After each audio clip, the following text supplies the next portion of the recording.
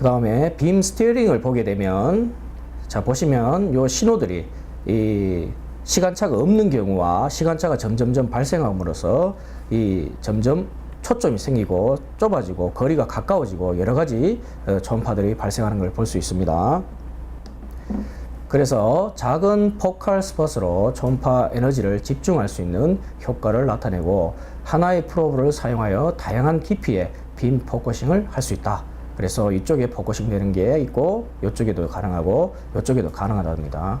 그래서 요 동일한 탐족자로 이런 여러 가지 이 초점을 만들 수 있다는 거죠. 그 다음에 이제 방향을 조향하는 겁니다. 그죠? 이 방향을 바꾸면서 각도를 형성하는 겁니다. 그래서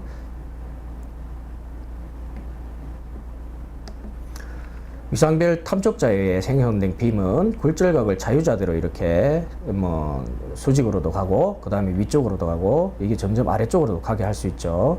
그래서 굴절각을 자유자대로 조절할 수 있다 라는 특징이 있습니다. 위상배열 초음파 스캐닝을 보게 되면 이 왼쪽에 있는 화면이 리니어 스캔이라고 합니다. 그 다음에 오른쪽에 있는 게 섹터리얼 스캔이라 해서 이 부채꼴로 나가고, 이거는 일자로 이렇게 구성하고 있는 그 각도에, 원하는 각도에 맞춰 가지고 일자로 나가고 있죠. 이런 화면들이 나타나게 됩니다.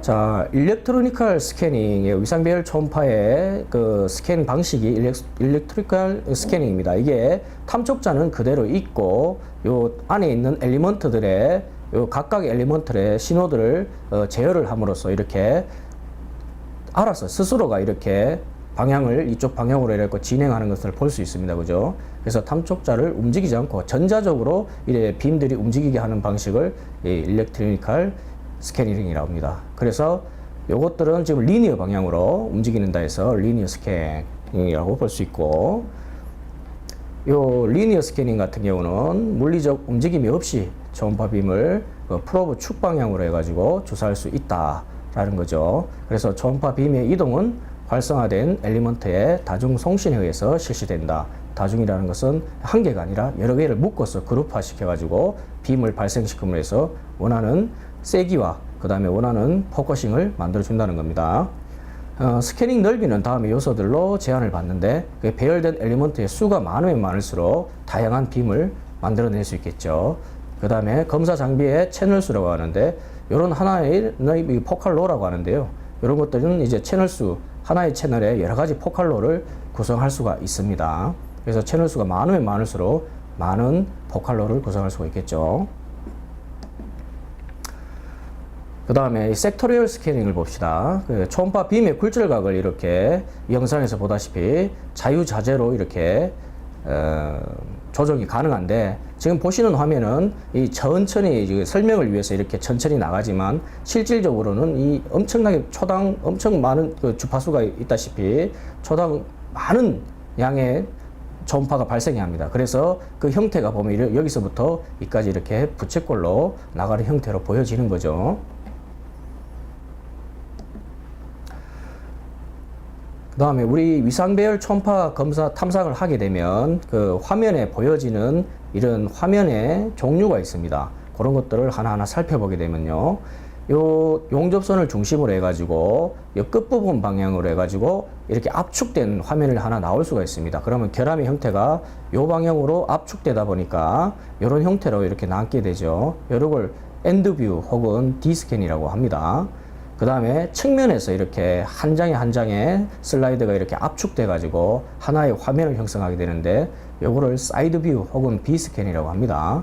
그래서 요런 거 같은 경우에는 보시다시피 위에서부터 이 재료의 위에서부터 해서 깊이를 알 수가 있죠. 그리고 옆쪽에서 하면 길이를 알 수가 있습니다. 요런 거 같은 경우도 이제 사이징이 가능한 화면이 되겠습니다. 또한 위에서 본 모습이 또 있습니다. 요거는 이제 또 위에서부터 이렇게 한 장에 한 장에 슬라이드를 압축해 가지고 이렇게 한 장의 화면으로 구성할 수가 있습니다. 그러면 결함이 여기 있다고 하면 여기 위치에 이렇게 표시가 되겠죠. 그래서 이렇게 여기에서 거리를 알 수가 있는 겁니다.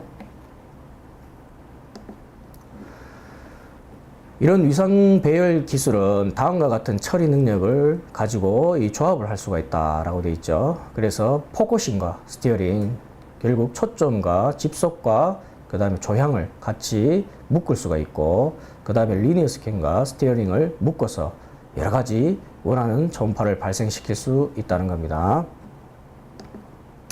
그래서 이 용접부의 최적 전체를 검사하기 위해서 이런 리니어 방향과 그 다음에 포커싱 그리고 조향, 각도 조절을 해서 한 번에 이 프로브를 움직이지 않고 그 탐촉자를 움직이지 않고 한 번에 주사를 함으로써 전체 최적을 다 검사를 할 수 있다는 게 가장 큰 특징이 되겠습니다. 현장에서 보게 되면 이 용접부에 대해서 이렇게 하는데, 이 주사하는 방식이죠. 그래서 이 부채꼴로 이렇게 섹터리얼을 쏘아서 이렇게 우리 원스킵이라고 합니다. 그죠? 그래서 한번 이렇게 반사가 되어 가지고 이 결함에 도달하게끔 이렇게 만든 화면입니다. 그리고 요거는 하나의 각도의 빔을 리니어 스캔으로 해가지고 써서, 그래서 여기서 잘 나타나는 결함이 있으면 거기에서 가장 적당한 각도를 찾으면 되겠죠. 그래서 그 각도로 해서 리니어 스캔을 포칼로를 짜가지고 이렇게 주사를 하게 되면 원하는 결함을 찾을 수 있다라는 거죠. 마찬가지입니다. 이 섹터리얼 스캔을 적용해 가지고 이런 깊이에 한 100mm 상당히 두꺼운 그 부재에 조사를 했을 때도 이렇게 쉽게 찾아낼 수가 있습니다. 만일 이렇게 두꺼운 부재를 방사선 투과 검사를 한다면 엄청난 시간이 걸리겠죠. 그러나 이 위상배열 초음파 검사 같은 경우에는 이렇게 한 번에 스캔을 쭉 하면서 그 부위의 전체를 최적을 다 검사할 수 있는 특징이 있습니다. 또한 이 CAD를 통해 가지고 이 용접부를 이렇게 프로파일을 뜬 겁니다. 그죠? 그래 프로파일을 그려 가지고 이 프로그램에 잡아 넣게 되면 여기 이 탐촉자에서 나오는 빔의 형상과 빔과 이 프로파일을 이렇게 조합을 하게 되면 실제로 나타나는 그 신호들이 부재에서 어느 부위에서 이렇게 발생을 하는지 쉽게 찾아낼 수가 있습니다. 그래서 이렇게 딱 1대1로 비교를 하게 되면, 아, 이쪽에 있는 신호는 결함 신호구나. 아, 이쪽에는 어떤 모재에서 이렇게 신호가 뜨네. 이런 것들을 정확하게 분석을 가능할 수 있다는 거죠.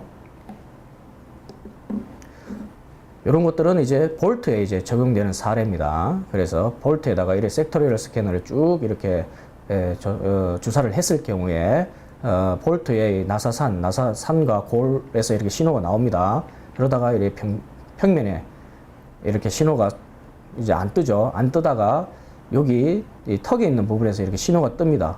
그런데 턱 바로 직전에 뭐 하나가 신호가 뜨는 거죠. 그러면 아하, 여기에 지금 뭔가 지시가 뜨는구나, 결함이 뜨는구나 라는 걸 알 수가 있다는 겁니다.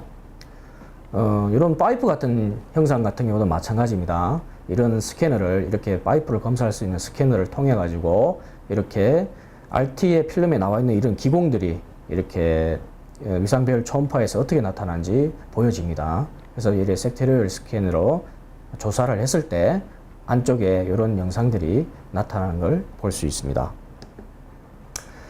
이런 위상배열 초음파에는 현재 보시면 이렇게 가스관이라든가 아니면 석유관이라든가 이런 여러 가지 지하에 매설되어 있는 관들을 검사할 때도 유용하고, 그 다음 이렇게 베셀이라고 하죠. 압력용기, 커다란 압력용기에 이런 그 용접심을 검사하는 데도 사용하고 있습니다. 또한 이렇게 볼트를 있는 결함을 찾는 곳, 그리고 이렇게 조선소에서 이런 용접심들에 대해서 검사하는 데도 지금 많이 사용되고 있습니다.